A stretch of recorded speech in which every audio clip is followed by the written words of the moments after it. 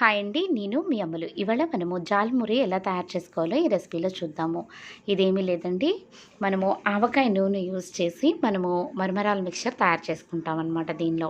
ఈ రెసిపీ చాలా డిఫరెంట్‌గా ఉంటది. అలాగే చాలా రుచిగా కూడా ఉంటదనమాట. చాలా స్పైసీగా ఉంటది. తప్పకుండా మీ ఇంట్లో ట్రై చేయండి.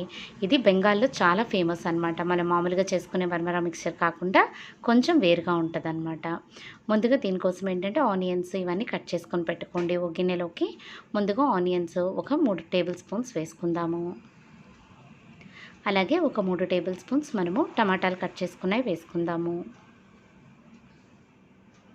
అలాగే ఒక టేబుల్ స్పూన్ పచ్చిమిరపకాయలు, అలాగే ఉడకపెట్టి పెట్టుకున్నటువంటి ఒక దుంపని ముక్కల కింద చేసుకొని అవి వేసుకుందాము.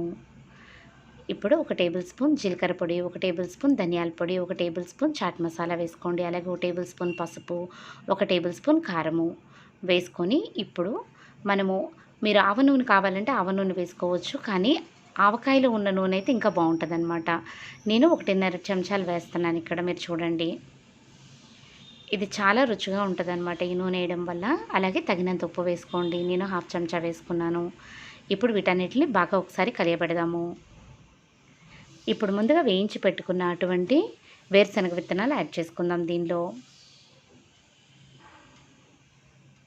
అలాగే ఒక 2 చెంచాలు నిమ్మరసం వేసుకుందాము. ఇప్పుడు బాగా మిక్స్ చేసుకుందాం. ఇప్పుడు దీనిలో మీకు రుచికి సరిపడినంత కొత్తిమీర వేసుకోండి. నేనైతే ఒక 2 గుప్పెళ్ళు వేసుకున్నాను. ఇప్పుడు బాగా మిక్స్ చేయండి. ఇప్పుడు దీనిలో మనం ఒక పెద్ద కప్పు మరమరాలు వేసుకుందాము.